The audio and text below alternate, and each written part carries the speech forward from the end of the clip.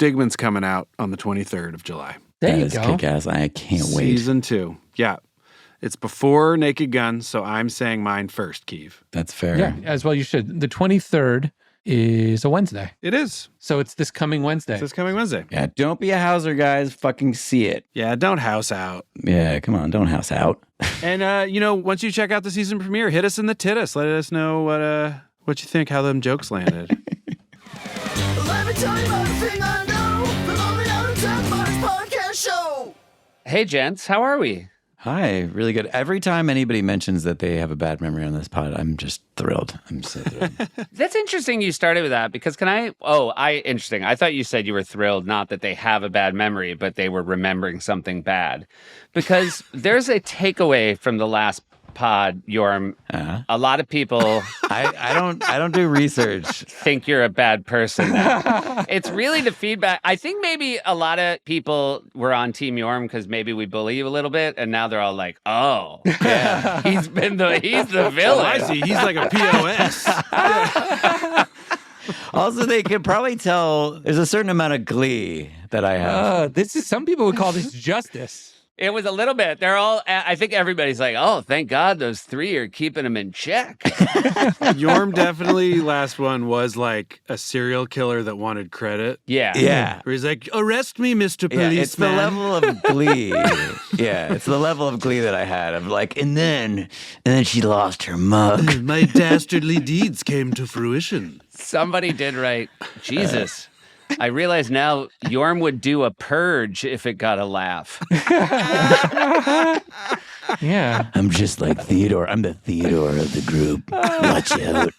Really good. Yeah, people are definitely. Although somebody also called this out. Yorm, questionable peen joke, steals mugs. Andy hates rat dog. Kiva, I'm sure I'm shady in some way. Seth, you guys are some of the most ethical men I know. It was a bad episode for me to sort of shout out how you guys are good dudes. That's what makes the joke so funny. That's how low the standard is.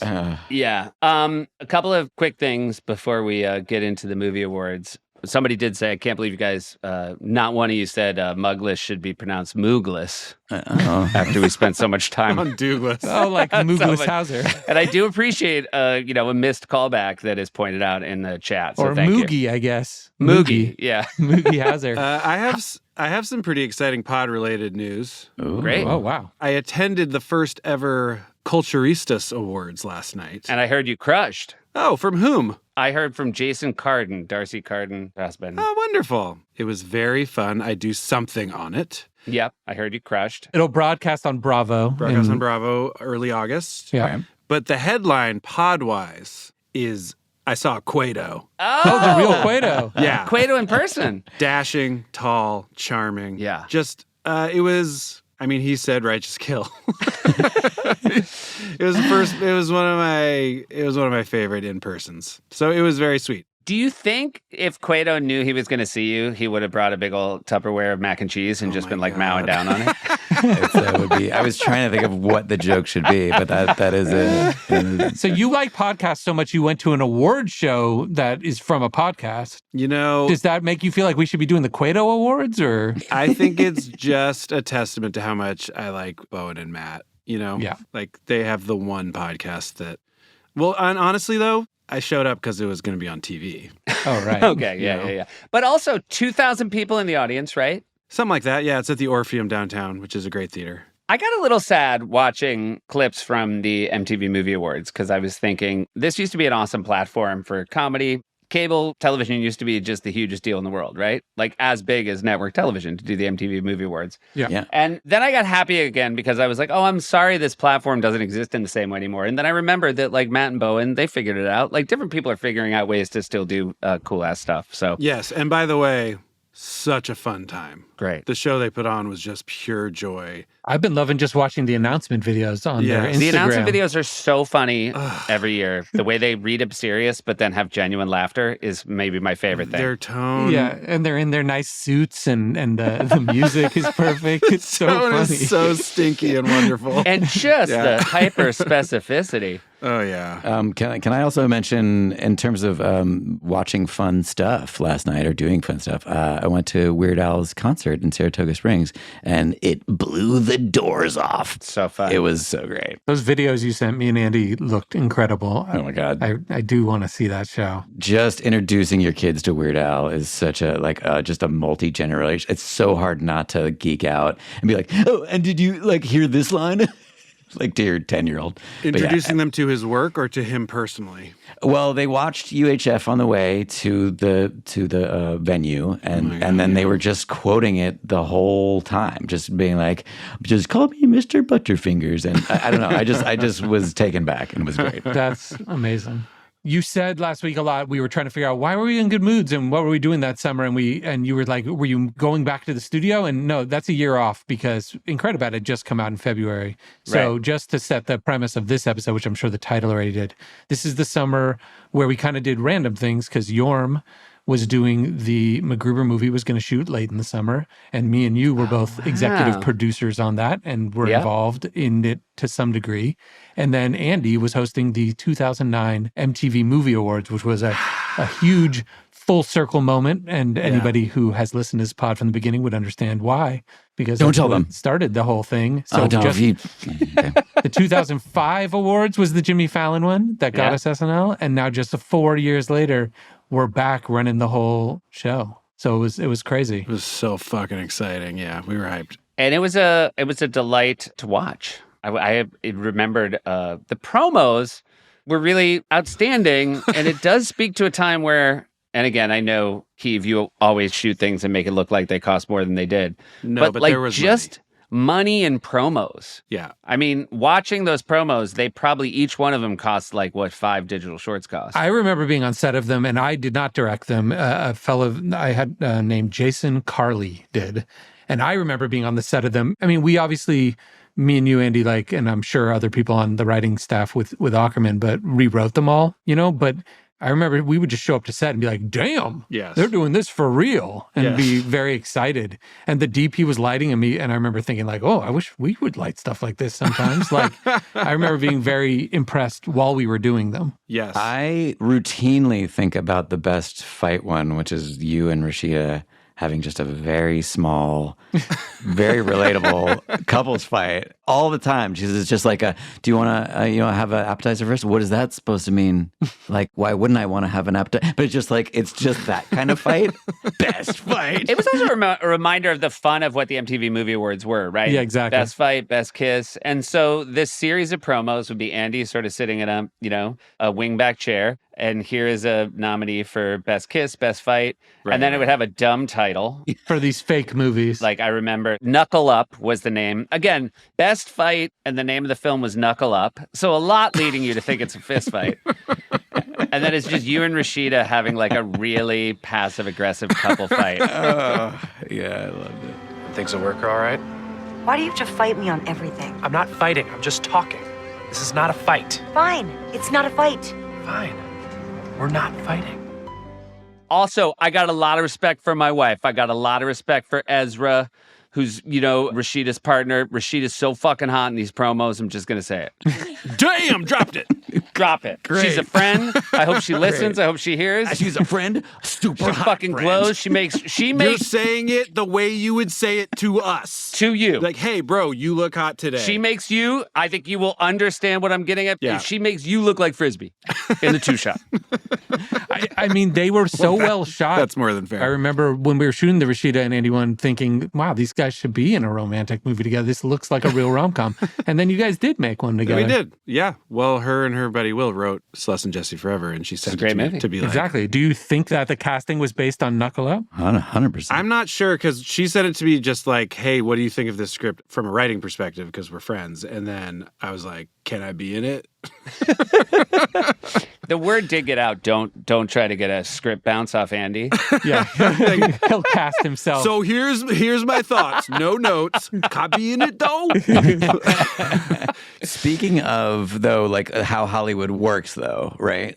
And how simplistic sometimes that is of seeing people on screen and then being like, they should be in a movie together. I remember when we did Natalie's rap that we got calls from producers. I'm not going to name names of who was calling, but they were like, what if Andy and Natalie were in a movie together? You're like, yeah, you saw them on screen and now you have that idea. I like when You Yorm says were I'm going to be not- like a Viking and she was... No, Yeah. I was just going to say, when Yorm says I'm not going to name names, it implies that he remembers the names. yeah. I do remember this one, and I'm not going to tell it. Not going to say which one. It was the Northman because I was a Viking. Viking, yeah, the Northman. Yeah. I would love to run through them real quick because they're all really fun. And they are also on a YouTube. They are more accessible on YouTube than clips from the actual show. It's because they're on our YouTube. They're on the Lonely Island's YouTube. So you can go and look at these. They're all really fun. The first one is Best Kiss. The name of the movie is Pommel, and it's a gymnastics movie. Andy, you look confused. Do you not remember Do Pommel? you think you were the first pommel horse guy? He went pretty viral at the Olympics this year. Oh, right. Oh, yeah. Do you think he was jacking my steez? Yeah. Just good writing. Yeah, he wore glasses when he went away from the pommel and no Yeah, glasses, right. and you're not wearing glasses on the pommel. Hold up. Pommel horse guy. You jacking my steez? Look, Keeve said it first. I'm just agreeing. Yeah. Cuba Gooding Jr. is your coach. Yep. Maybe your dad. You call him dad and then you correct yourself. and No, say he coach. says he later says that's my white son. So Yeah, I think so it's it's- confirmed. It seems like he's maybe one of those really hard-ass dads who's like, I'm your coach when we're out here. That's right. Don't call me dad. That's right. Yeah. But then he gets so proud and overwhelmed with emotion. It's a big moment clearly in the film where he announces that's my son. You also, it's called Best Kiss. We know you guys are comedy people, and it's a gymnastics scene. So you're kind of wondering the whole time, are these two going to kiss? Yeah. And then it's a super slow-mo. As you go over the pommel, you kiss the pommel. Got it. Yeah, you kiss the pommel horse. Got it. You have no memory, Andy, huh? I do not. Great. We have too much to get through, so we're not going to do slow screen share today. Okay. But I will just present the moments just for some memory lane here. It's beautifully shot. It really does look good. Yeah. It does look good. You guys have similar hair because you're father-son. Because father and son, yeah. Very, very funny Andy running. Yeah, doing a full pommel run.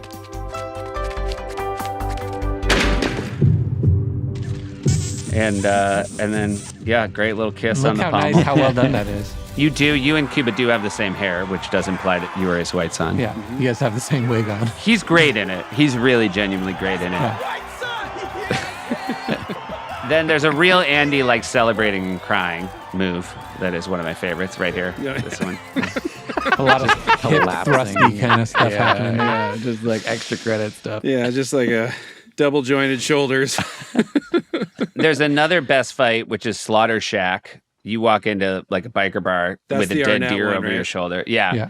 And you and Arnett, super tough guys, and then you kind of have like a very childlike slap fight. This one specifically, it never works, but I got inspired by it like 10 different times when I was trying to think of movie ideas, being like, how do I make this into a movie? Just the Roadhouse vibe into a comedy movie. There's something about this one, not the specific characters and what they're saying, but where I went, I think there's an entire tone there. That's our favorite tone. And it's in MacGruber and it's in Naked Gun a little bit, but where I'm like, there is something in the like Treating something ultra truck stop, seriously. biker bar. Yeah. I don't know. Man, you like just hardcore guys and then sleeveless denim vest things where I want a whole movie there. There's also a great moment because at the end, there's a crazy tone shift where you guys are like barely fighting. And then Hader comes in, Oh, it's Van Helsing. stabs Arnett, screams, I killed that vampire, and Andy throws up. Yeah, he's Van Helsing. Van Helsing. Obviously. A big movie. I think that must have been a movie that year, right? Yeah. Sorry, man. I killed that vampire! Also, the two lines of dialogue that you have with Arnett is he says, I thought I told you to die, and you say, fuck you. See, that's the kind of clever stuff I wanted good to know. writing. That's good Yeah. writing. These look great. They look great. I mean, I will say the real, truly genius one is best male performance in The One Who Dared to Leave, which is kind of, I mean, don't remember it's this one. it's fucking insane. First of all, This is the one I do remember. Andy is in a concentration camp. We see a swastika Yep. to know. So that's a real, like, There's can't a do that swastika today. in an ad for the MTV Movie Awards. Yeah, it's a full Holocaust movie. It's a Holocaust movie. Eva Mendes is sort of a Nazi commandant who's doing what happens in every single concentration scene, which is she's about to, like, bring holy hell down on you. And Andy's move is he's just had it.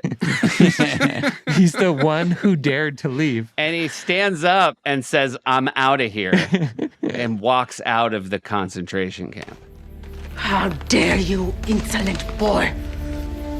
You know what?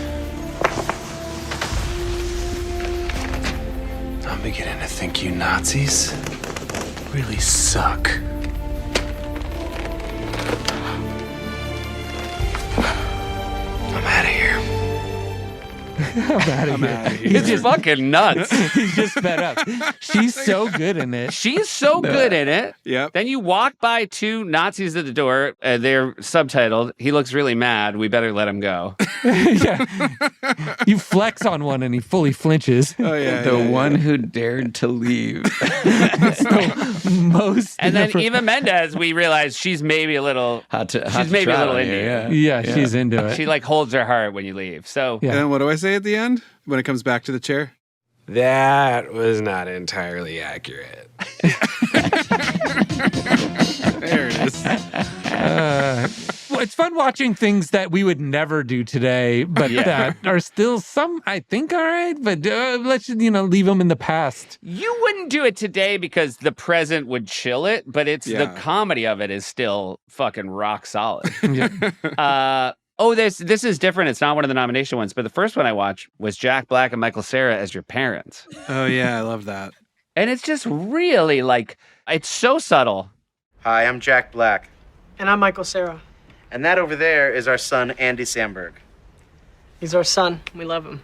Now, I know what you're thinking. How is that possible? so funny. What's the biology? What's the physics? Well, don't worry about it. He's our son, and we love him. And we're proud of him. Hey, baby. Boogity boogity boogity boo. Oh, boots. You're a good son. And this is where it gets really good. Sarah's Our son, Andy, is hosting this year's MTV Movie Awards. I'm so proud of you. I'm so excited. Andy! Come on. Save it for the show, Andy. So be really nice to him. Because he's a cool dude. But most importantly, he's our son. It's our only son. He came out of our penises. Our penis. No. Yorm beat. I forgot that I made the beat for that. Hell yeah. I like that beat. Oh, God, they're so funny in it. They're so funny in it. And let me just say, it's been a wonderful year for both of them. We've talked about Jack Black. Michael Cera is so great in Phoenician Scheme. I don't know if you guys saw Oh, I it. haven't seen it. Yes, very, very good. And I mean, I know it's a year ago, but he was so fucking funny in Barbie. So funny. Yeah, it was really fun watching him in that. I'm going to butcher it, but he came on my show. The last time he was on my show, he was so funny. But he said he lives in Brooklyn, and what he likes about Brooklyn is every time he walks outside, he hears somebody go, "Hey!" Just like some tiny observation. Like somebody's always just like yelling at somebody else down the street. Oh, I see. Now, I don't know if we have to talk about this one, but I just cannot remember. Oh, we did a second Rashida one. This is best villain, and Andy's like a old timey like tie you to the railroad tracks villain with a big old handlebar mustache, black top hat. I bet you this was almost an alt where we had Rashida, we had the location we were filming, and we were like, let's just try two different ones. Because obviously it's the same exact place with you guys dressed exactly the same.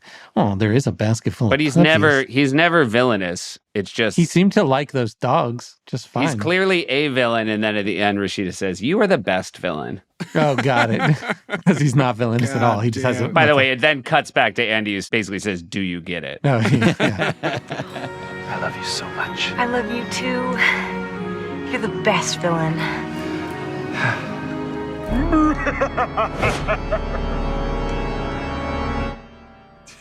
You get it? So he was a villain. Everybody was best. And then the last one, this one is an Anne Hathaway one, I believe, right? How many did you guys do? This is a lot. So many. That's what I'm saying. I don't understand. And we did like a huge photo shoot with multiple posters and billboards. Yeah. There was so much push behind it back then. That's great. It's Yeah. great. I remember liking all these. This is best female performance, and it's like a period piece, and you're dying. You're an old woman who's dying, and Anne Hathaway is so fucking believable and good. She was really rolling tears. It's nuts. Yeah. It's crazy. She's this sad person, and then Andy says, like, when I die... Andy is Miss Eloise. I will... But yeah. Yeah, Ellie's Miss Eloise. So he goes, when I die, you just look over your shoulder, and I'll be there. Yeah. And it's really sweet. And then you do die, and then you disappear. And then you appear over her shoulder as a ghost, and she fucking freaks out. I mean, these are solid for promo length. Every one of them. I mean, they're promos. It's crazy. Also, I remember shooting She's also this... like, watch this reaction here. Hold on. Oh, she's happy for you. She's gone. Here I am, right over your shoulder. Kind of scares the ghost, too. Wait, you have to watch this other one, Keeve, where it's the MTV promo behind the scenes of Pommel. When we were doing that one, Yeah. I remember shooting that with Anne Hathaway, and she was like crying, and I was like, "Are you okay?" And she was like, "Oh, yeah, this is not hard for me." And I was like, I remember "Oh, being blown away by it. okay, so like people are really good at acting." Yeah. It's really funny, too, because, and again, you're playing a woman, so it's different, Andy, and it's full comedy, but you're like, hello, and then Yeah. she talks, and it's like, oh, I fully believe she's sad that you're about to die. Yeah. Okay, well, so then, Andy, are you saying, though, that when she won the Oscar, like, who gives a shit, right? I thought this was better than her performance in Les Mis, for what it's worth. Yeah. Yeah. Because he just got it through it a lot faster. If it's easy, then who gives a shit? I'm just like, that song was written before that movie. You know what I mean? Yeah. This was an original. That's true. So That's the original. that's just where I'm coming from. She had to be able to access that emotion while staring at you in an old lady wig. It's which harder. is- Exactly. It's Just much like, harder. to me, it seems more challenging. Yeah. She's not playing against Hugh Jackman, like giving back in a mirror what she's giving out. She was getting jack shit from you. Yeah. Yeah, to roll tears looking at Andy's face has got to be a little bit more difficult. This is a good one. This is only 23 seconds, but just watch it to enjoy Keeve. Is this the camera that's going to be in like black and white? And then this is the one that's in the, hey, we're just normal guys. And then over here, we're rock and roll. Normal. Hey, what's up? Hey, what's up? We're a rock band. Hey, what's up? We're guys. We're writers. But it's MTV. Shouldn't Hey, they coming CBS. into me a little more? Hey, we're watching NBC. Oh, you're watching MTV. This is PBS. MTV. Really good. It's really good, Keeve. That is great. That's There you great. go. Technical improv. Oh, and then one last one is the host, not host, which is, again, you just grabbed it, obviously, in the parking lot, but it has a real Andy punching people. Oh, yeah. It's the walking in a frame. Yeah. Oh, X marks the host. Oh, yeah, yeah. More with Jack and everybody in Yorm Beat. Oh, he wanted to be the host. So nice of these guys to do this. Yeah, he's got my He's number bummed. today.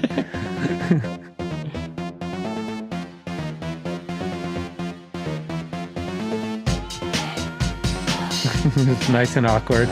Very extreme activities challenge. Yep. All right, so there you go. Fantastic. I not listened to this, but the guy that directed those randomly sent me an email in January, Jason Carley, that was saying he was a fan of this pod Oh, that's nice. and that he had. Thought you were going to be like saying, "You owe me money, bitch." You know what I mean? No, and he just was thinking back on how much he enjoyed making them and how fun it was and how cool and blah, blah, blah. And so I had his email, even though we haven't seen him since 2009. Right. So I asked him for, when he did that, he said, if you need a voice note ever, I'll do one, saying my memories of shooting these things. It's amazing. Here we go, baseball. So I did not listen to it, but he sent it to Oh, me. here we go, baseball. So here we go. Jason Carley here. I was the freelance writer for the MTV Movie Awards promos. I pitched the idea that Andy wanted to win the movie award in every category. So we would make fake, for your consideration, videos of ridiculous movies that didn't exist. And that's how I found myself in a hotel room in LA with 2/3 of the Lonely Island, who I was a massive fan of, writing and rewriting promo scripts. I wonder if he didn't direct them. Maybe he just wrote them. I also remember the whole thing being a really big deal to Andy because you guys had gotten your start writing on the movie awards when Fallon hosted, and now he was hosting. It was all coming full circle, and I was super pumped to be even a very small part of that. it was definitely an career highlight. Well done. That's it. Thanks, guys. Love the pod. Later, Quades. I mean, Righteous Kill. Man, that's awesome. Thank you. Later? That was a good later quiz. We got a later clip, Quades. Somebody said, you should get Arnold to record Love You, Quades, for any time somebody leaves the pod early. And I just want to say, like, this isn't a situation where I can keep going back to Arnold. That's what I was going to say. It's not like we have, like, constant access to Schwarzenegger. Also, imagine if I just was, like, rolling lines with him. And now can I get a Love You, Quade? Like, he already had no idea what I was asking him for. Like, show up at his house with all his, like, miniature ponies. But like, who's on the show Monday, Seth? Just get whoever that is to do it. Yeah, that's true. Whoever's on Monday. Oh, my God. The next guest I have, I will have them record Love You, Quade. Great. Yeah, that's perfect. No matter who it is. No matter who it is. Now I'm so excited. Oh, my God. I wonder who it is. Homework. It's nice to have Maybe, some and homework. if I can't get them to do it, maybe every time one of us has to leave early, we'll just play Arnold saying it's not a tumor. Great. Yeah. Like, we're leaving. Kindergarten cop, I believe. Hey, I have to go, but... Yeah. It's not a tumor. Yeah. Okay, great. Maybe a movie I've never seen, and maybe I've heard him say that line 1,000 times because of how many times that commercial played. It's oft quoted. That and Get to the Chopper. Yeah. Predator. What a genius. All right, Right? so... It's Predator, right? Or is it Commando? I think it's Commando or Predator? Yorm? I want to say Commando. I don't know if he says get to the chopper in Predator. Just because you mentioned Predator, somebody was giving me shade for the fact that I busted you guys on writing Total Recall sketch. And then I wrote a Harry Carey where he was talking about Predator, which is even older than Total Recall. But the whole point was You know that what? Harry Yeah. Carey, Harry, I was writing Harry Carey talking about Predator. Yeah, that would whereas be his Andy- references. Yeah, that was his point of reference. I was wrong. It is Predator. It is Predator, Andy. I was wrong. Yeah. Hell yeah. Fuck. Maybe that's it. Maybe that's it. When you have to leave the pod early, you have to say, I've got to leave early. I need to. Get to the chopper. Support for the Lonely Island and Seth Meyers podcast comes from Airbnb. You know, guys, we talk a lot about Finland on this podcast, which we never thought would happen. But as my name is Jorma Takonen, almost, it makes sense. And one thing that you guys may not have realized is that I stayed at an Airbnb when I was in Finland, in Tampere. And one of the great things about that is that I felt like a native. So when I said things like moi moi or moi to people, they were like, that guy's definitely Finnish. Also, his name's Jorma. Anyway, it was great. There was a sauna in my place, killer, so I could feel the lula. And it's great when a place that is a workplace or a vacation place feels like home. And so if you're daydreaming about going to Finland or, you know, somewhere in Norway or anywhere in the world, really, I mean, most places, you can get an Airbnb. It's great for family traditions. Vacations are how you bring people together, guys. And also, when I go back to Finland, I'll be probably staying at an Airbnb in Helsinki. And when I do that, I'll probably think to myself, what am I doing, man? I'm out here. What's my house doing just sitting there? It could have people in it right now. And it's also great to be able to like create spaces for people, create that home environment for people to feel so they don't feel like a bunch of tourists in a city, wherever you live. Anyway, it's extra income that can support more travel or life goals, whatever you want to do. Your home could be worth a lot more than you think. Find out how much more at airbnb.com/host. Support also comes from Vuori, our favorite. I was just on their website, guys. It's a pretty sexy website, I gotta say. It makes you feel like you're a sexier person for checking it. They got a ton of stuff on there. They got stuff for men, women. They got all kinds of things that you wouldn't expect from them. It's got that fitness versatility, one short every sport, as they say. Ideal for fitness, running, and training, but also stylish and comfortable enough to wear all day. Soft, lightweight, 4-way performance stretch. You know it. Moves with you, no restrictions, which I'm all about. Breathable boxer brief liners. Built-in comfort and support. Available in 3 inseam options. Whoa, 3 options.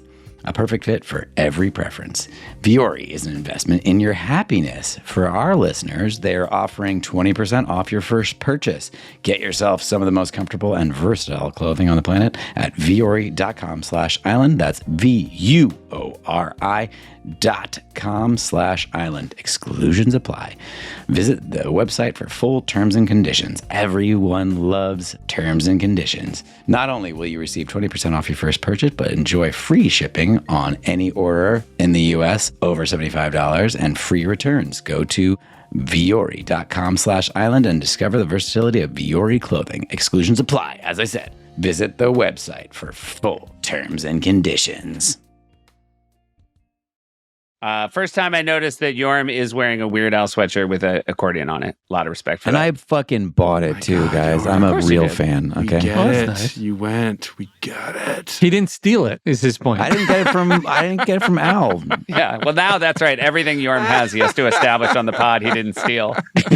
From now on, for sure. It was so fun because I was backstage with Weird So if Al. anyone out there wants to book us, just know Yorm might steal from you. Yeah, this fucking little kid left his sweatshirt. I fucking knew I did immediately.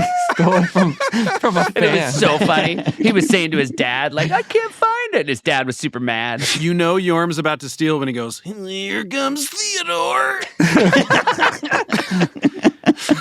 It's like in Punch Out when that guy would like start shaking right before he punched. It's his tell. Alvin, Simon, Theodore.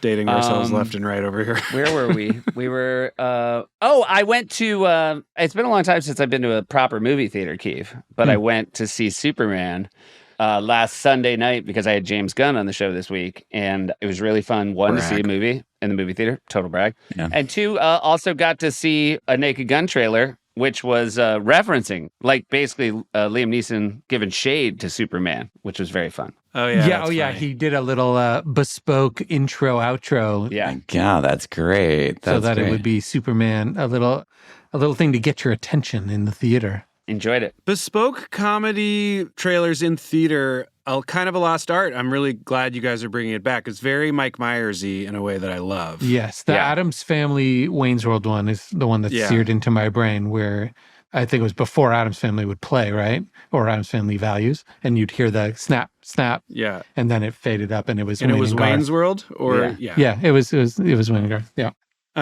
So we're pretty deep in here and we haven't really talked about the awards. Well, I want to ask a question. Who is your writing staff? I'm going to forget everyone. But they sort of had the way you guys were staffed before Fallon showed up, they had put together a staff for you guys? Like how many friendlies did you bring? No, Scott Aukerman. Yeah, we asked Scott Aukerman, who is our friend and who is obviously one of the all-timers, if he would head write, and he agreed, and we were so excited. And he had a bunch of people that he wanted to bring in, some of whom were Neil Campbell, Paul Rust, Jason Mantzoukas. I'm sure I'm forgetting some. Before that, in the pre-tape phase, I think we had me and Keeve, certainly, and our friend Matt Murray, Panther, and his Harvard buddy Ryan Coe. Yeah. Do you think, Andy, because these awards were in May, Kevin, you say May 31st that they aired? Okay, so May 31st. So the last SNL was, I believe we said May 19th, the Will Ferrell one last episode. So that's only a couple weeks later, and we had to have this whole show. So Andy, my question is, do you think previous off-week to SNL, that must have been when we did these promos? Correct. We got to jump on it because it was so much work. So we had done some stuff before the finale. Yes. So we were jumping in between LA for the movie awards, me and you. Yes. And Yorm was busy in MacGruber. I think I was writing MacGruber still at that point, but then Exactly. then right after the season was going in location scouting. Yeah. Exactly. So then as soon as that Will Ferrell ended, we went to LA and were 100% on this for 2 crazy weeks or 3 crazy weeks or whatever leading up to it airing. That's right. I do have the writers in front of me. Can I read through real quick? Sure. Yeah. Jordan Allen Dutton, Scott Aukerman, Aaron Blitzstein, Neil Campbell, Tim Kalpakis, Al Kaplan, John Kaplan. Tim Kalpakis. Thank you. Mm-hmm. Peter Karanin, Ryan Perez, our friend Ryan Perez. Oh, yeah, Ryan. Oh, yeah. John Ritchie, Uh-huh. Jordan Rubin, Brian Sacca, Jordan, right. Laura Valdivia, Derek Barbosa, Mhm. Eric Weiner, and Melissa A. Wong. So the Jordan Rubin side of it is he was heading up separate than us in another room handling all the non-host writing. Got it. Like all the presenters, like we didn't want that on our plate. Yes. Handling what, random celebrities were going to say to present awards. Which is standard, by the way. Yes, there's always. Yes. Exactly. And he did a great job, and their room did a great job, but it was also nice not having to think about that stuff and be like, yeah, they're handling the rest of the show. Because one of the hard things about that job is like you have to do so much interfacing with the presenters. And so as a host, you want your writers to be like just focused on you and not going into a room and trying to find something that works for the presenters. Seth, as you would say, yeah. Well, no, but question though, because you guys have both hosted these award shows, and I'm always impressed with both of you guys when you do them, because it's such a everything riding on your shoulders and like all the pressure. What would you say the worst part of it for you guys? Like having done it, like it seems so nerve-wracking to me, and I'm always impressed when I've seen both of you guys, because I think both of you guys do a great job hosting. Thanks, Yorm. Yeah, I don't know. There's no hard part. Yeah, it's hard work, but there's no part that's like worse than anything we were dealing with at SNL or anything. It's just like the sheer tonnage of doing. Yeah. I would say the hard part from an outside perspective is just being judged really hard. People are really mean about award show hosts. And it's really... They were less so at this exact moment, I will say. I agree. Yes. To me, at this moment, I can just say personally, getting asked to do this was like, oh, fuck, we're doing so good that they're asking me to do this. Yeah. Yes. Yeah. Because, we were still pretty young, and in our world, there was nothing cooler than this in terms of like music and movies and comedy all sort of intersecting. Yeah, we loved it. And we had grown up watching the movie awards and seeing like Stiller and everyone that we really admired do really funny shit on the show. It is a cool show to even see those promos again and feel how actually kind of, I mean, you were being sarcastic about it, Keith, but it is kind of punk rock. And even like those stupid beats and like it feels very much like you, Andy. Like that thing of you coming out of their penises. Like it's a real fuck around, and it's very much your tone. I did a couple years later, I did the ESPYs, and I also think the fun thing of like an ESPYs or a movie awards is it doesn't have that historical, like the 77th annual. Right. Yeah. And, there's a lot, I will say like hosting the Emmys or the Globes, which are both also fun. There's a lot more like, we need cuts because there's, and we have a package. We, and the in memoriam is long, and it's just, you're just up against real estate in a way that I feel like the MTV Movie Awards didn't have in the same way. Seth, when we visited you at the ESPYs, I remember going backstage and all in sports, this is like a thing. Almost everyone's like really big and powerful in sports. Like a lot of people work out and they go to the gym all the time. Oh, do tell. Good observation. Yeah. Yeah. And so almost everyone was very unrelatably large. And then I remember the U.S. soccer team coming in. And I was like, my people. Like, everyone's like handsome. So I related to that. And then, short. But like regular human-sized people. Regular human-sized people. Just so you guys know, we have voice notes from writers. Oh, great. Since we're in the writing part of this, do we want to do one? Yeah, yes, and I feel like historically writers can be very funny too. In the same way that sports figures can be large and like they have their own sort of thing, writers can also often be funny. So totally, Yorm, well said. Thank you. Boy, I feel like Yorm just described athletes and then writers in a way that no one's been able to pin down before. Well, that's what Yorm does. He articulates things you know but haven't been able to put the correct words to. He identifies like tropes. Yeah, and he doesn't use any big words. They're all the normal ones. Yeah. Yep. Doesn't get fancy about it. You know what? Podcasters are the new prophets. We just don't make profits. We certainly do. God damn it, Seth. Why don't we start at the top with our boy Scott Aukerman? He was nice enough to send a voice note. All right, great. Hey guys, Scott Aukerman here. So I remember writing in Andy's dressing room at the Universal Amphitheater where the show was taped. So we would go to Universal City Walk every single day to write the show. And we were basically Andy's writers. So I think stuff was kind of already in motion. Like I said, is he on a walk? Andy already was filming the podcast, opening video, which was parodies of other dipping. movies, inserting himself into these other movies. I think the Lonely Island medley was already in motion at that point, already being orchestrated, which was basically a medley of Lonely Island songs, which I know you guys replicated on the SNL 50 Waste not, want not. I understand. Waste not, want not. That's right. We did. And so I think that, and then I think a Teen Wolf parody video was already being shot. And I think, Keeve, you were editing these in the room on your computer maybe at the time. That's sort of my... He does seem like he's in Running Canyon. That's kind of my recollection of it. But so what we were brought in to do was to write like opening monologue stuff, bits. Basically, the host is told on these things, if there's anyone you do want to introduce, and if you have a funny intro for anyone specifically, let us know. And you get first crack at doing these intros. And any of the ones you don't want to do, we'll leave to other people or the voice of God announcer. So we got a list of everyone who was going to present. And we really took great pains to write the worst intros possible.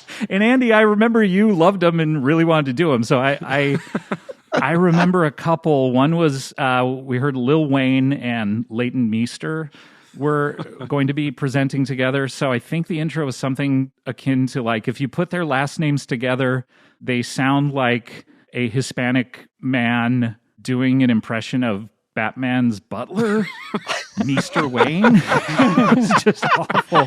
And then one I remember we loved, but we ended up not using for a couple reasons. But her name is my favorite carnival ride. His name is my favorite tree. Please welcome Anna Ferris Wheel and Chris Pinetree. Just so terrible. We had a lot of fun doing that.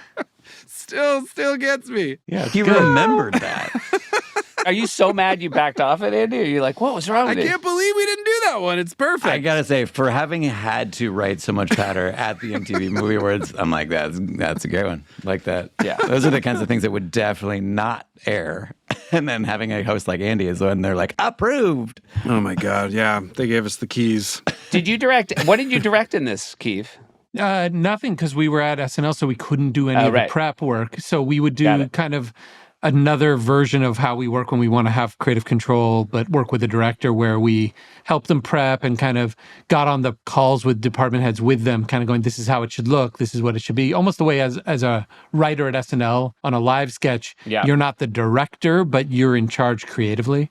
And then certain ones I did edit myself, like the pre-tapes were an opening that is like the Billy Crystal MTV Movie Awards classic, where you insert the host into the popular movies of the year. And then there was the music video, Cool Guys Don't Look at Explosions, which kind of has a life of its own on our YouTube channel. But this is where that's from. Yeah. And there was also a Fatal Farm video they did, right? Yeah, they did like 2 or 3 for us where we hit up. We were fans of these guys, Fatal Farm, that we still are, and that helped me on Naked Gun and have helped us on... like they're the guys on I Think You Should Leave when we needed to do the everyone falling out of their coffins for Coffin Flop. Yeah. And on our budget on the show, there's just no way we can use our main unit to waste an entire day trying to shoot naked dead bodies flopping out of coffins and hitting pavement.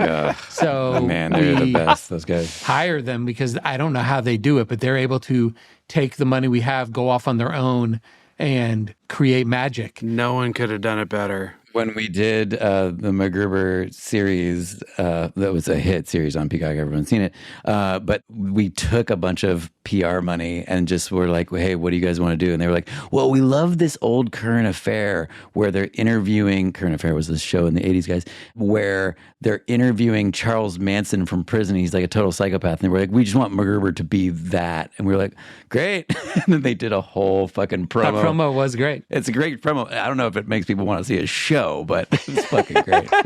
They did some stuff in Naked Gun that I won't spoil, but they handled some things for me. Yeah. And they're awesome. Yeah, they're great. I mean, if you want to look them up, their own stuff, one of my favorite things they ever did. I mean, it's all really, really good, but they did this thing with RoboCop that... It's hard to find now. I tried to find it recently, yeah. But shout out to Zach and Jeff. They're fucking amazing. Yeah, they rule. And they did Lasagna Cat, which was these live-action recreation of Garfield strips. Fucking Lasagna Cat is so good. And then they did these live-action recreations of like 80s sitcoms where they would like change how the opening was to Alf or to DuckTales. And this was all even back then. So what we had them do this, and one of them, They did a few things, but the one that's on our YouTube that you can find right now is an 8-bit version of. So there's a movie called Doubt that was a big movie that year with Philip Seymour Hoffman and Meryl big Streep. Oscar movie. Yeah. That was an Oscar movie that was extremely humorless on purpose, a very serious thing about nuns and. It was about sexual abuse in the Catholic Church. Yes, it wasn't just about nuns. Spoiler. No. Keith's like, it's a pretty fun movie. It's about nuns. It just couldn't be further. Oh, we did not watch the film, Seth. Could not be further from what this is. Oh my God, they're so good. I love the movie Doubt, but do you guys remember the last line of the movie Doubt, which is very funny to me to this day? No. What is it? I have doubts. Oh my God. That fucking rips. It's like crazy. That's great. So I do want to talk about the opening because you were talking about inserting yourself into other movies, which Billy Crystal had done. And this is a very good execution of it. It starts, you're on the phone, go to the bathroom, and then you cut to the exterior, and it's the Slumdog Millionaire scene. Yes. Where you're in an outhouse. And we find out you're on the phone with Barack Obama. Yes. Good reveal. Then for some reason you hold up a picture of Carrie from Sex and the City, right? Yeah, I think it's just because that movie had come out that year. Yeah. You know what I found interesting just about watching this now, because I did watch, this is the only part I rewatched was this open, was just seeing us in this mode of being like, we know the assignment of where we are, whereas we usually kind of bristle at being topical, that's topical from that moment. Yeah. But having to be like, nope, we got to talk about the movies of this year. So, for instance, having a photo of Carrie that's like a cheap laugh and kind of irrelevant, but is it's just playing to the audience. Yeah. We're playing to the audience in a way that we normally don't do, I would say. Correct. I would say it still feels pretty solid, though. Yeah. It's just the assignment. It's super solid. I always feel like these things are not mic'd well enough, and you can't, the audience feels like they're laughing 3 rooms over. Yes. Also forgot that we put the reader in there, which is so funny to think about the MTV audience. No one knew what that even was, is my guess. Pretty cool that it was a Lee prequel. Oh, yeah. Do you think that's a situation where they saw you and Kate Winslet and were like, we should put them in a movie together? It was a plequel. A plequel. I think that's definitely 14 years later, they were like... I was thinking about that too. Not only that, but in a bath scene. Yeah. A nude bath scene. That's right. They were like, we got to do this. It is a nice tie together because now you smell like shit because you've jumped in the outhouse and Slumdog Millionaire. It was my favorite part of it is when I walk in front of the fan. Yeah, it's great. Yeah. It's a great joke because then you're in Twilight. Yeah, in the science lab in Twilight, and he goes in, stands in front of the fan, and there's all these really great shots of Rob Pattinson that really look like he's smelling something horrific. Because it's like his reaction to the first time she enters the school. Right, it's that her scent is too much for him. Is that right? Yeah, that's what it is, yeah. The other interesting part about this, Seth, is later in this podcast, we're going to come to a sketch called Firelight, that is a Twilight spoof that you wrote that stars Taylor Swift from when she hosted. And look who's in this one. Yeah. And I remember when we were shooting it, me going like, this is so weird because it's the same scene we recreated. Yep. And I'm like, this is the second time I've been on set with Andy, Taylor Swift, recreating the science lab scene from Twilight. I really like, again, very good read by Taylor Swift, who asks if you have a date for prom. You are, it should be noted, still covered in shit. And you say to Taylor Swift, I don't go to this school, perv. Yeah, I had forgotten about that line and it did make me giggle. Then you're so right. It's you cut yourself into the reader. Which Fuck is yeah, bro. No way. I literally, when I was watching it today, thought, this can't be the reader. Oh, it is. Why'd they pick that? Yeah. I mean, I think certainly people were talking about the reader a lot. Can I give a shout out to a different award show because Hugh Jackman hosted the Oscars this year and did an opening song. He sang about all the best picture nominees. And I don't remember any of the jokes in it, except that at one point he goes, the reader? Nobody here has seen the reader? So even the Oscars, they were making that joke. I think Dan Harmon and maybe Rob That's Schaub correct. with him worked on that one. That is 100% correct. We know that song well because it beat us for the Emmy for song. For Mother Lover. It beat Mother Lover. Wow. Yeah, no hard feelings. Wow. And Harmon, bless his heart, was like, it should have been those fucking guys. Oh, yeah, that's right. He was very sweet on stage. Yes, Yeah. it was very nice. But you're not wrong that the Hugh Jackman song was very good. Yeah. Yes. Then you disappear from the reader and it's you're into Star Trek. And very, very funny Aziz Ansari cameo. Yes. where he's I think his name is Triple J, and he's the 3J. 3J. You're right. He's the Yeah. activities coordinator on the Enterprise. Hi. I'm sorry, man. That's my fault. I thought you were someone else. Who are you again? 3J. 3J. I am the ship's activities coordinator. Right. I organize ultimate frisbee games, ping pong tournaments. Right. Beat Spock in the ping pong tournament. No one beats Spock. Spock, is that true? Yeah. Look down, Spock. Look down like a little bitch. I'd forgotten how much nudity I did in this. Yeah, you did a you're lot. very exposed. Yeah. Yeah, you look real comfortable about it too. Like chilling. I was overconfident. I was young and overconfident. Then you get beamed into the back of a limo, and it's you and JT, and Timberlake sort of sends you off to host. He sure does. I was surprised how much it made me giggle when I'm climbing over him. It's a real good. It's a real Just good. good putting your old butt all fashioned over him. dumbness. Yeah. Just my butt up in his face. Yeah. Now, Mother Lover was only 2 weeks ago, and so I liked that it timestamps it. Hey. What's up, man? So, you're naked? Yep. Hey, remember when we did Mother Lover? Yeah. This is good as dick in a box, right? I think you should go. Yeah, here's good. I'll just back up. That's okay. It's fucking great. Oh, it really got a little butt wag in there. I'll just do one little hop. Okay. Okay, not working. Yeah, not working. There you go. That's great shit. Great shit. Well played. Yeah, you put your butt in his face. Yeah, bless his heart.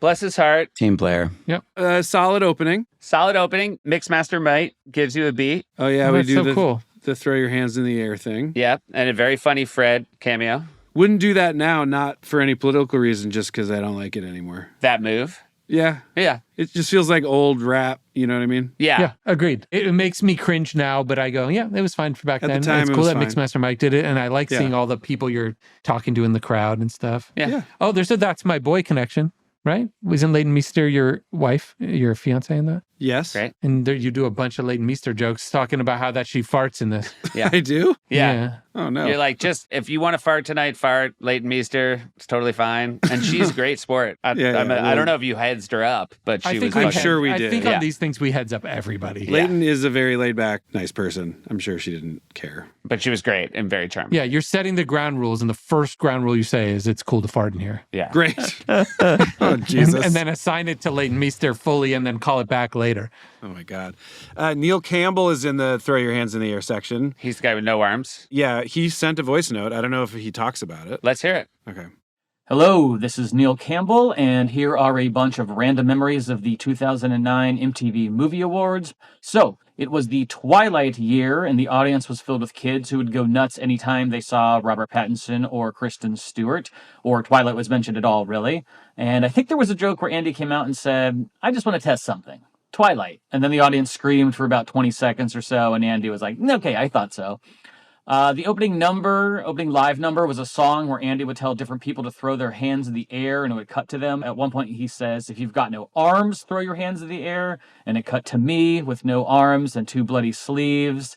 There was also a bit where it's like, if you party too hard, throw your hands in the air. And Fred Armisen threw his hands in the air, and then like an intervention was arranged. I hope I'm remembering this correctly, but I believe the writer's PA was the actress Olivia Taylor-Dudley, who went on to star in The Magicians, amongst other things. And when we would order lunch, it was the first time I ever heard someone, Andy, mention that we should get something for the Tabes. What else? We all got really obsessed with the movie Delgo, this computer-animated fantasy film, and we wrote a bunch of Delgo jokes, but I don't think any of them made it to air. Akiva pointed out one day that I had worn multiple different Built by Wendy shirts to work, which was true because those are my cool shirts.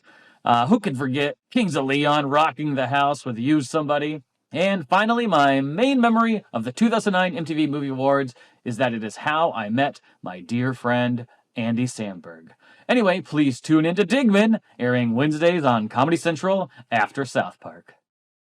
Support comes from Shopify. If you've shopped online, chances are you have. Chances are you've bought from a business powered by Shopify.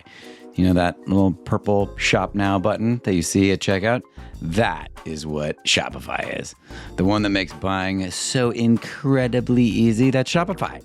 And there are so many reasons businesses sell with it because Shopify makes it incredibly easy to start and run your own business. Say you had an idea for a business, which was small little slinky like springs that go in between your fingers and you tense up your fingers to build up muscle strength. You could start that with Shopify. Don't take that idea, guys. That's $1 million idea. Shopify is the commerce platform behind 10% of all e-commerce in the U.S. Wow. From household names like Mattel, I've heard of that, and Gymshark, haven't heard of that, but I bet it's big, to brands just getting started. Shopify gives you that leg up with hundreds of beautiful, ready-to-go templates to express your brand style. Tackle all those important tasks in one place, from inventory to payments to analytics and more. If you want to see less carts being abandoned, it's time for you to head over to Shopify. Sign up for your $1 per month trial and start selling today at shopify.com/Lonely Island. Go to shopify.com/Lonely Island, shopify.com/Lonely Island.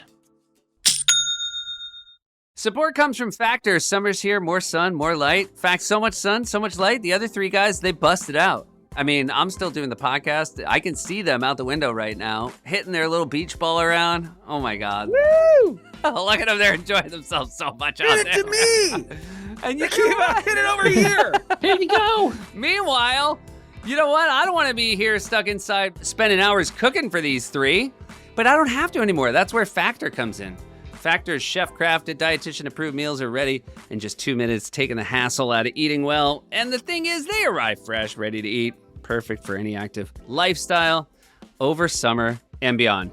And guess how many menu options? 1. I'm kidding. 45 weekly menu options. You can pick gourmet meals that fit your summer gains and goals. Choose from options like Calorie Smart, Protein Plus, Keto, and more. We talked to them about adding Yorm's faves, but they did not care for it. Factor powers your day, sun up to sundown, nutritious breakfast, on-the-go lunches, premium dinners, guilt-free snacks, and desserts. Guys, I use this, and you should too, especially if you have 3 friends like I do. Their names are Andy, Akiva, and Yorma. Get started at factormeals.com/island50 off and use code ISLAND50 off to get 50% off plus free shipping on your first box. That's code ISLAND50 OFF at factormeals.com/island50 off for 50% off plus free shipping. Factormeals.com/island50 off. Can I tell you something? Somebody wrote in something that was really funny, and I just really appreciate the sarcasm.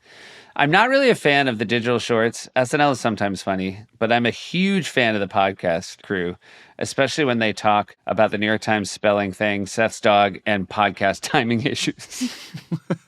Oh, just bitingly sarcastic. Just like fucking firing one across the bow. Good for you, whoever that was. Speaking of, Seth, how close did you get today on the bee? I'm 2 away, but not clean. Not clean already. No, so you got me, buddy. You got me.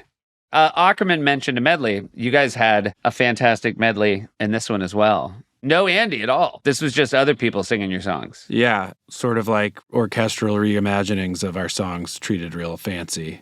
Not dissimilar, as Scott pointed out, to what we did at the 50th. And that was not lost on us when we were like, what do we do for the 50th? We were like, I loved that thing we did in 2009. Is there a version that continues that using, newer songs? And we had some super awesome guests. LeAnn Rimes opens it up. Yes. And it's so fun. LeAnn Rimes. Because literally the first thing she sings is "Jizz in my pants." The first words. Yeah. Let's just revisit little bits of it. Ladies and gentlemen, please welcome multi-platinum recording artist Chris Isaak and Grammy Award winner LeAnn Rimes. Chris Isaak, too, also, of course. The screamingest audience of all time, MTV. I mean, by the way, I sound like a lunatic the whole show because they were so loud. Jizz in my pants. Jizz in my pants. It's still very good. She sounds great. When Bruce Willis was dead at the end of 6 Sense. I think it's tied to movies right there.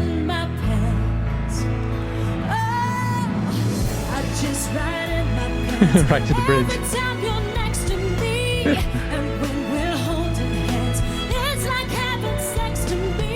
She's also like in a beautiful evening gown. She looks gorgeous. Yes, and the lighting. Oh, there's a full violin string section over there. Selling the shit out of it. Yeah.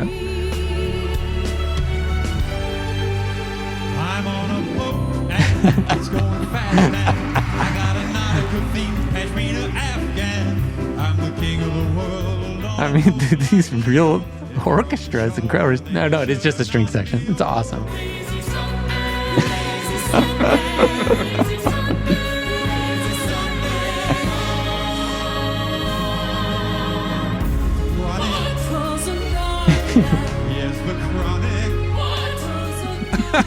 Little choir. Chorus, yeah. This is well shot.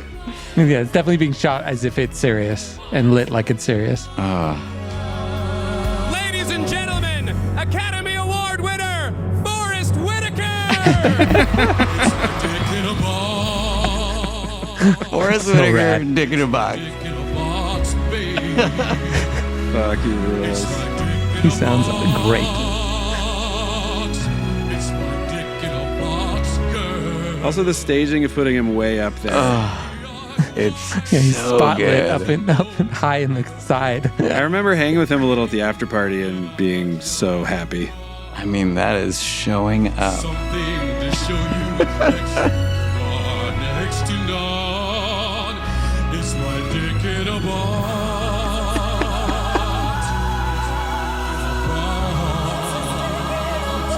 They did the dance choreo. Acting out.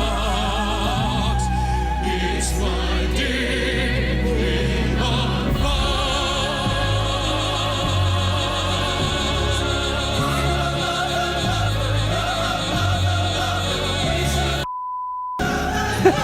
Dude, just a few weeks after writing it, there it is. Mother Lover getting put in. That's pretty great. Yeah.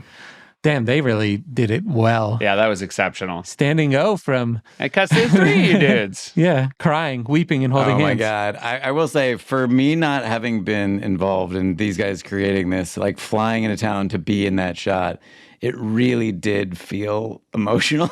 Like just to watch it and be like, this is what you guys put together? This is incredible. Like it was so fucking sweet. And like, just like, oh, it was amazing. God, that's really fun. All right, so that was awesome. We are eternally grateful to those singers and Forrest. Forest Whitaker, so rad. Cool guys don't look at explosions. Yeah. So whose idea? I think it was mine. Okay, I believe that. Unless it was Akiva's. Was it yours, Keith? It honestly might have been. I have no clue. Okay. I mean, but it's obviously was a trope that many people, I'm sure, had noticed of the people walking away from explosions and not noticing that there'd be like it'd be really hot and there'd be a lot of danger and wind concussion and just there's a lot of reasons to keep your eye on an explosion.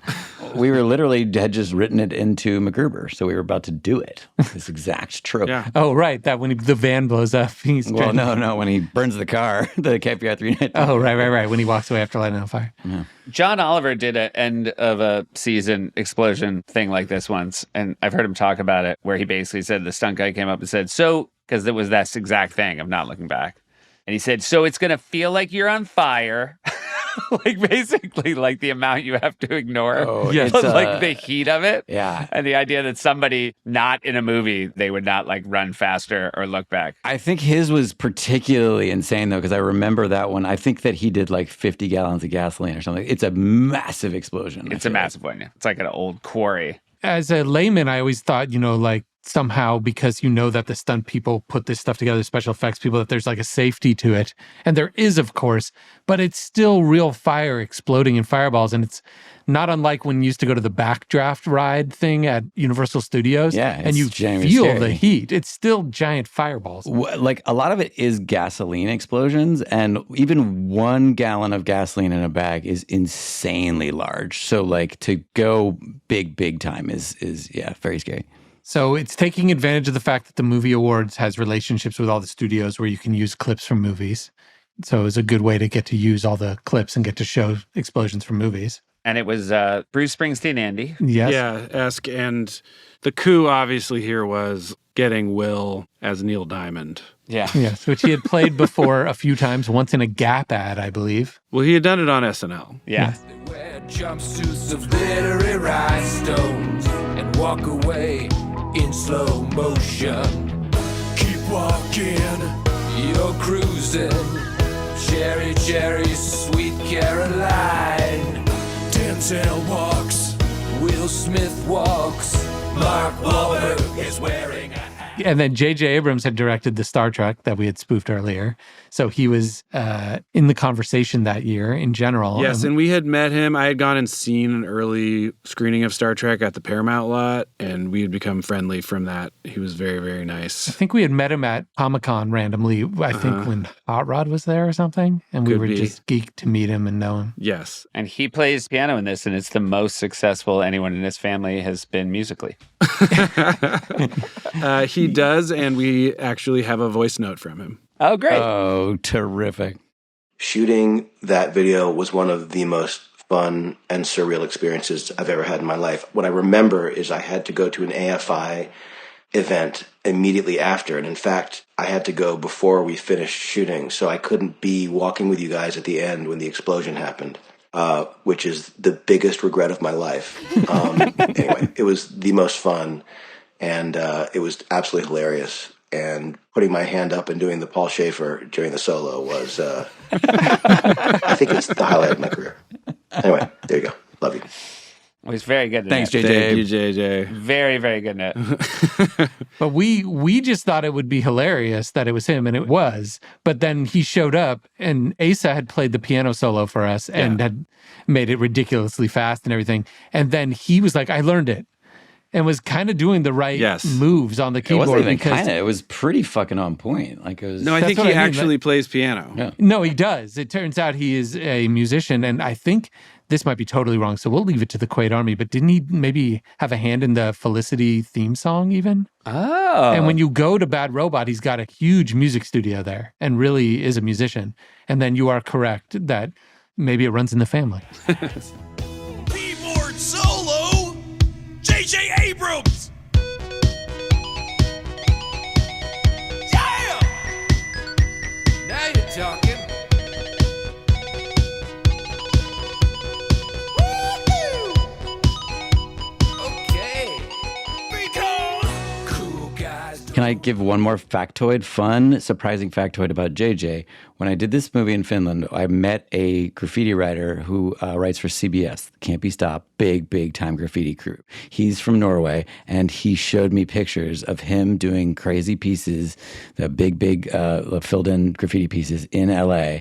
And lo and behold, J.J. Abrams doing it with him. And I was like, wow, JJ's got a lot of fucking hidden skills. So there you go. He's an artist. Yeah, artiste. So we didn't even give a shout out. So this guy, Troy Miller, is who directed all these. Yeah. And he did it many years, I believe was his thing. And he, I believe, directed a lot of Mr. Show. Yeah, is it Dakota or something was his company? Yeah. And so, we would tell him what it had to be, and then he would run with it. But he did something I've never seen before or after, which is when we wanted a lot of the really high energy, swoopy stuff when Farrell and you and JJ are up on stage, the kind of main centerpiece performance shot, he was on a Segway, like feet on a full Segway.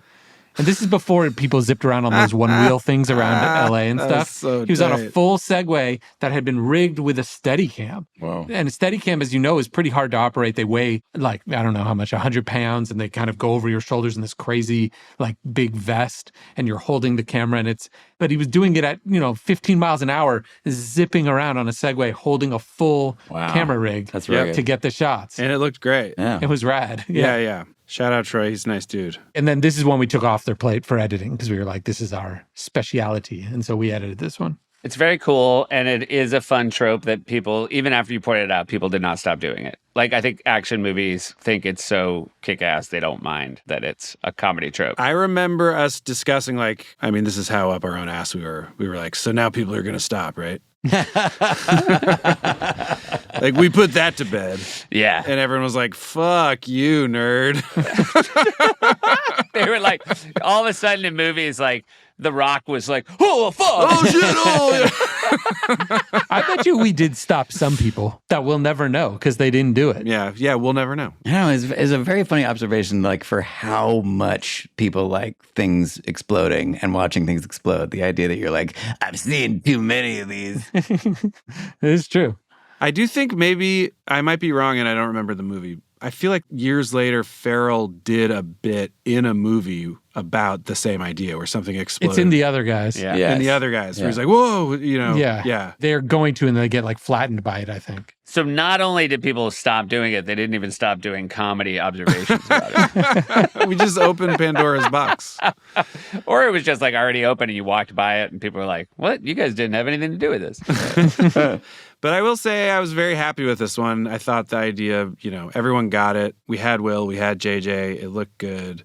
And it was funny. Got in, got out. And it lives on. It's got 51 million views. It lives on as kind of a thing we made. That's exciting. Do you have more voice notes about it, Andy? Yeah, bust another voice note. Hey, before you guys do any more voice notes, I do have to go. Okay. I need to... Later, get to the chopper. Fuck, later quiz. No, we'll just play. That's why they're going to insert whoever his guest is on Monday's voice just got played. Oh, okay, gotcha. Well, no, I won't have it by then. We'll just insert get to the chopper. Great. For today. Oh, just get to the chopper. Sorry, so I got to go. I need to... Get to the chopper! Love you guys. Love you too. All right, love you, Seth. Bye, Seth. Take care of yourself. All right, Seth just left. We have more voice notes, but we've been here for a while, and we want to listen to them all. And so why don't we just listen to them on next week's Next Big Things? It'll be the first thing we do. We'll listen to some more voice notes, and we'll talk a teeny bit more about this. Well, I got to tell you, Keith, I think it's just a great idea. Well, thank you, Andy. I love it, Keith. Andy, you watch anything good this week? My man, no. Wow, that's what's up. More of a reader. I've been pretty buried. I've been watching some of K-pop Demon Hunter, the movie. K-pop Demon Hunters with my daughter. Oh, Bing Bong. It's pretty good. That's exciting. I'm not going to lie. It's pretty good. Tell me because some of those songs are becoming real hits, I heard. I mean, that shouldn't be that surprising because they're pretty good, but they're also, I think there's a history of like High School Musical songs going that would, if those movies came out now, they'd be hits. In the same viral way. And the Descendants movies. Don't you think they were hits? I think they kind of were hits, weren't they? That's what I mean. I think they were at the time. And I think the Descendants movies had some pretty big songs. Yeah, those were big. And I think the zombie movie, Zombies did. And I, of course, know them all. So I don't think it's without precedent. Yeah. So wait, that show is for like teens? It's a movie. Oh. And yeah, it's exactly for my daughters. Got it. But that's not saying we can't appreciate them.